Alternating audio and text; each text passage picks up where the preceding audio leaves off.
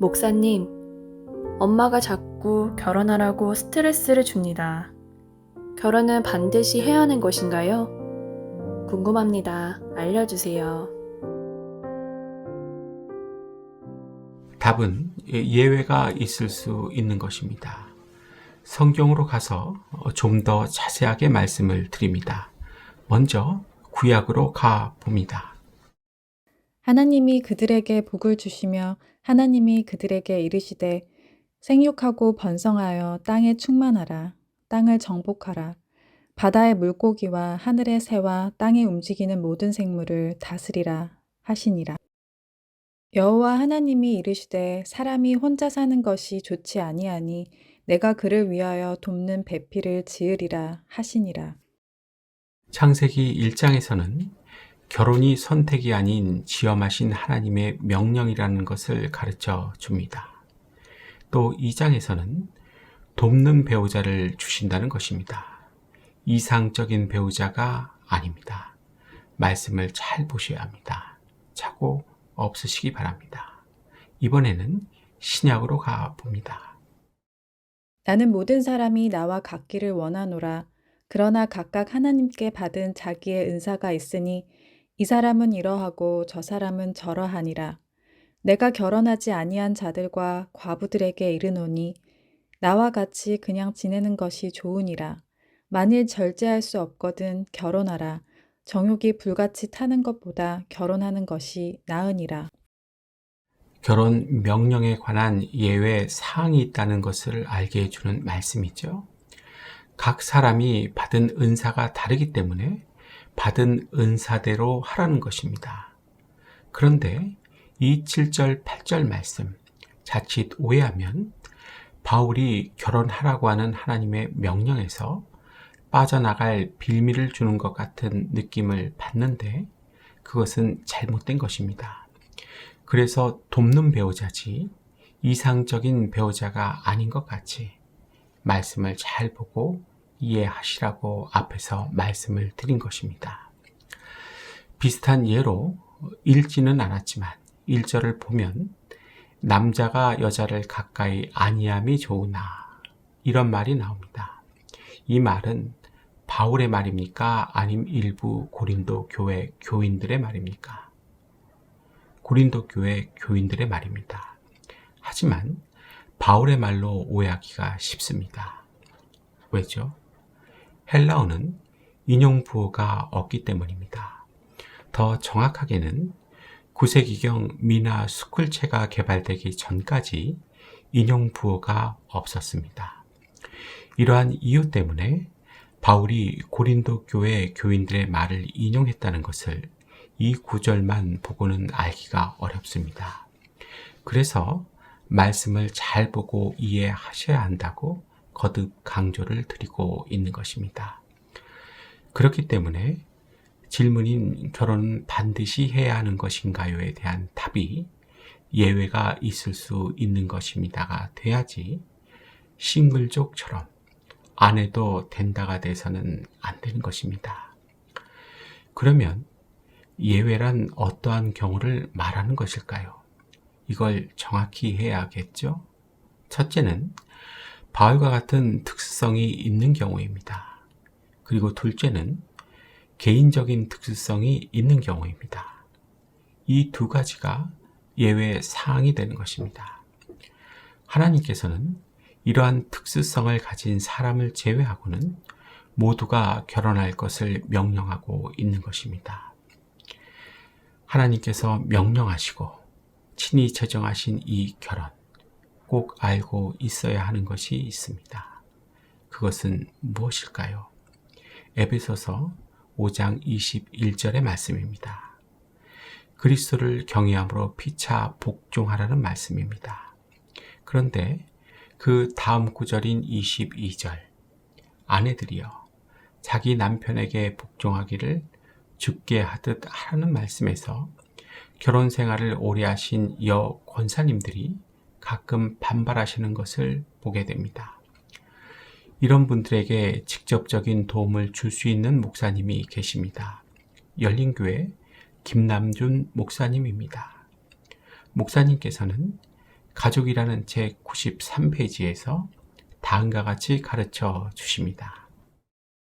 어떤 사람은 이렇게 말합니다. 남편이 존경할 만해야 복종하죠. 그가 존경할 만하면 제가 왜 복종하지 않겠어요? 하나님께서 아내에게 복종하라고 명령하는 것은 남편이 아내보다 더 우월한 사람이기 때문이 아닙니다. 아내는 남편이 별 볼 일 없는 사람일 때도 복종할 것을 요구받습니다. 아내가 남편에게 복종하는 것은 남편이 자신을 사랑해주거나 위대하기 때문이 아닙니다. 그것이 하나님께서 가정에 세우신 질서이기 때문에 하나님을 사랑하는 마음으로 복종하는 것입니다. 가정을 향한 하나님의 질서를 알고 그분께서 세우신 질서에 순종하는 아내가 가정의 행복을 위해서 필요합니다. 그러므로 아내들은 남편이 자기가 원하는 훌륭한 사람이 되고 나면 비로소 사랑하고 존경할 수 있을 것이라는 생각을 버리십시오. 남편을 있는 모습 그대로 존중하고 사랑하며 하나님의 뜻 안에서 그에게 복종하십시오. 그의 사회적인 지위의 높고 낮음이나 소유의 유무에 상관없이 하나님께서 그를 이 가정의 머리로 삼으셨기에 존경하고 소중히 여기십시오. 그렇게 하나님의 질서를 따라 사는 것이 하나님의 사랑을 아는 성도들의 삶입니다. 이렇게 살아야 하는 아내분들을 위해 남편분들이 해야 하는 것은 무엇입니까? 사랑하는 것입니다. 같은 맥락에서 같은 의미에서 사랑을 해야 한다는 것입니다. 그러면 이렇게 해서 만들어가야 하는 결혼 생활을 파괴하고 지옥으로 만드는 주범은 무엇이겠습니까? 바로 자기중심성입니다. 대표적 기독교 윤리학자인 스탠리 하우어파스도 자기에게 딱 맞는 결혼 상대라는 것이 존재하지 않는 이유로서 이 자기중심성을 지적하고 있습니다. 결과론적으로 자기중심성이 행복한 결혼 생활을 방해한다는 것입니다. 이렇게 결혼 생활을 파괴하고 지옥으로 만드는 또 행복한 결혼 생활을 방해하는 자기중심성의 출현은 대체 어디에서 시작되는 것일까요?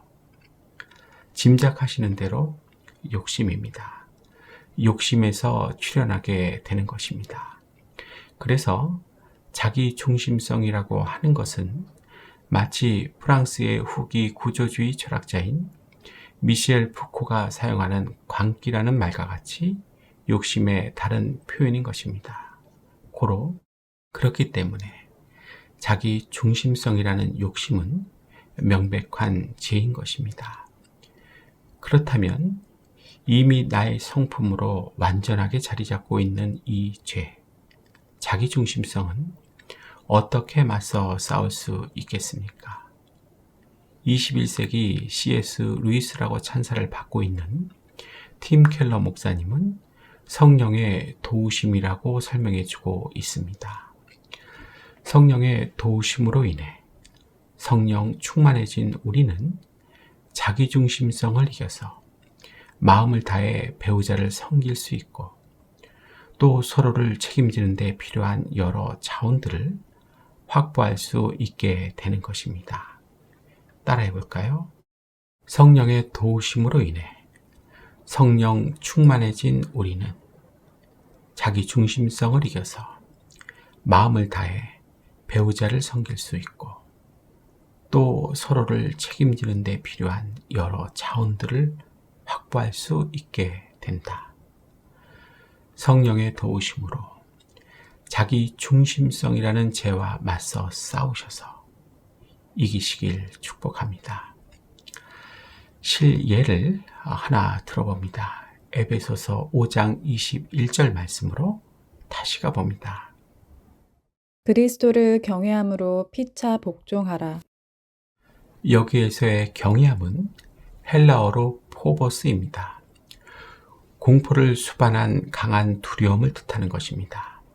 그러니까 복종하지 못하게 만드는 성품인 자기 중심성은 예수님을 강하게 두려워하는 마음으로도 이겨야 한다는 것입니다.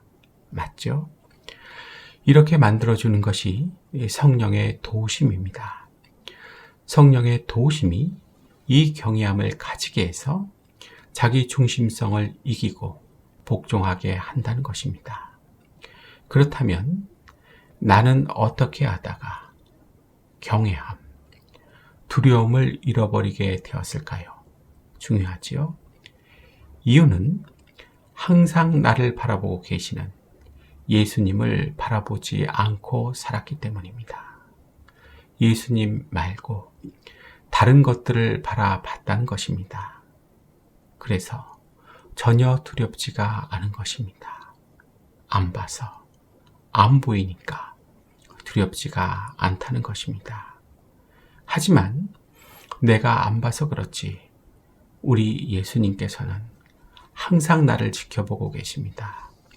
자기 중심성에서 헤어나질 못하는 나를 지금도 지켜보고 계십니다. 두려움을 가지십시오. 경외함을 가지십시오. 그러기 위해서 나를 바라보고 계시는 예수님을 바라보십시오. 그래야 결혼 생활이 실패로 돌아가지 않습니다.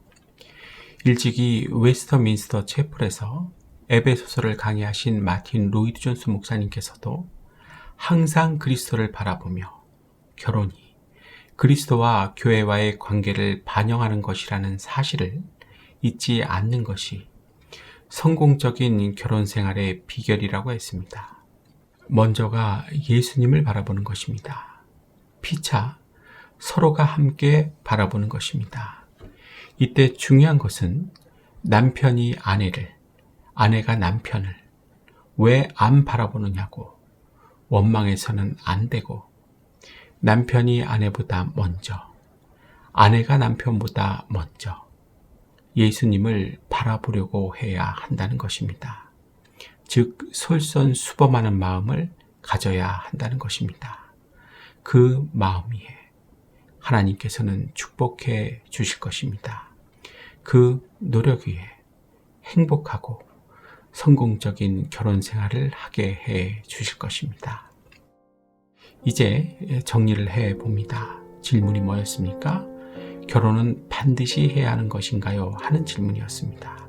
답은요, 예외가 있을 수 있는 것입니다. 라고 말씀을 드렸습니다.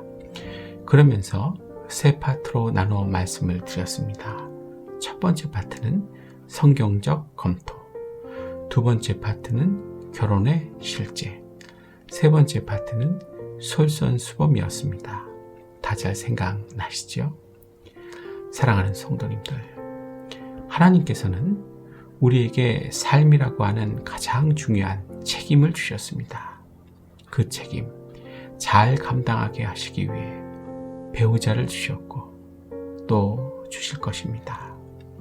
자기 중심성 때문에 이제는 나도 모르게 나의 전부가 되어버린 자기 중심성 때문에 그 배우자를, 그 사람을 아프게 해서는 안 될 것입니다. 오늘은 여기까지 하겠습니다. 잘 들으셔서 감사합니다.